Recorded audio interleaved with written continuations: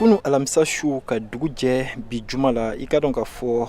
bɔsu mun bɛ Zantigila Bamakɔ donda la bamanciw olu kɔni u ye wali jugu ta ka yenmɔgɔw k'olu sɛgɛrɛ an ye kibaruya minnu sɔrɔ hali n'a ma bɔ finitigilamɔgɔw yɔrɔ o b'a yira ka fɔ maa sataw olu bɔra la wa dɔw kɔni tun bɛ nin yɔrɔ in na olu o tunnen don Alibaja Diko ale min ye ɲamanaka ye n'olu ni Zantigila kɔni o man jan kosɛbɛ kosɛbɛ ale kɔni y'a yira ka fɔ siranya o y'olu ta ye bi an k'ale lamɛn. Attaque ni mun kɛra tannɔ Zantigila nin tɛ dɔwɛrɛ ye quoi, c'est à dire fɛn mun siga tun bɛ mɔgɔw la nin b'o ko sɛbɛntiya de k'a waleya dɔrɔn parce que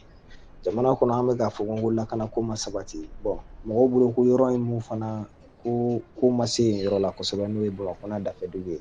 nin b'a yira ko Mali yɔrɔ bɛɛ de ye kelen ye lakana tɛ yɔrɔ fan si an bɛɛ exposé don wagati bɛɛ section minnu bɛ ɲamana.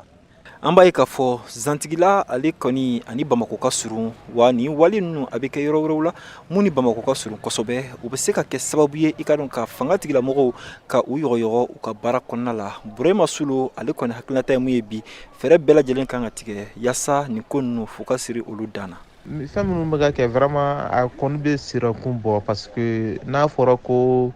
lakanabaliya a bɛ ka se capitale la dɔɔni bon a bɛ capitale yɛrɛ kɔnɔ yɛrɛ parce que an t'a dɔn ni cellule dormante bɛ capitale kɔnɔ parce que Zantigila ni Bamakɔ kɔni cɛ vraiment n'a jayanenba ye a tɛ 100 km kɔni bɔ diɲɛ bɛɛ b'a dɔn donc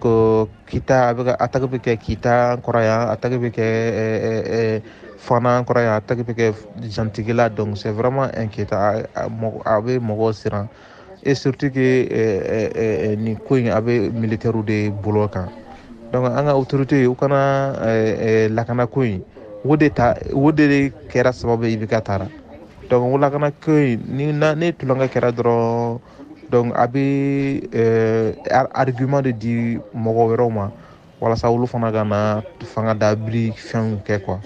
Nɛnɛ Jalo ale ka hakilinata ye mun ye nin ko in na o de ye an ka finitigilamɔgɔw u bɛ cɛsiri min na halisa u ka dɔ fara a kan sabula Mali bɛ lahalaya min na bi i ka dɔn banbaaciya wale a waralen don a ka kan finitigilamɔgɔw halisa u ka dɔ fara u ka cɛsiri kan k'u jɔ u jɔyɔrɔ la. Nka surtout an b'a dɔn k'a fɔ ko an ka finitigilakaw tɛ da u tɛ sunɔgɔ cɛsirilen don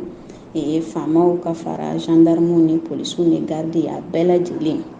bɛɛ wililen don ka jɔ u tɛ sunɔgɔ an kama an lakanani kama nka a b'a yira k'a fɔ hali sisan on doit redoubler de vigilance kan k'an janto an ka pɔsiw la kosɛbɛ kosɛbɛ attaquew ka ca pɔsiw la kosɛbɛ kosɛbɛ an y'a kunnafoniw sɔrɔ k'a fɔ forçati wulila rapidement ka se yɔrɔ la pour limiter les dégâts donc an ka capacité de réaction bɛ yen nɔ mais hali bi cɛsiri fanba de kan ka kɛ n b'a dɔn jamana autoritéw bɛ cɛsiri la an lakanabagaw yɛrɛ n'o ye finitigilakaw u yɛrɛ bɛ cɛsiri la nka hali bi caman de kan ka fara cɛsiri in kan pour que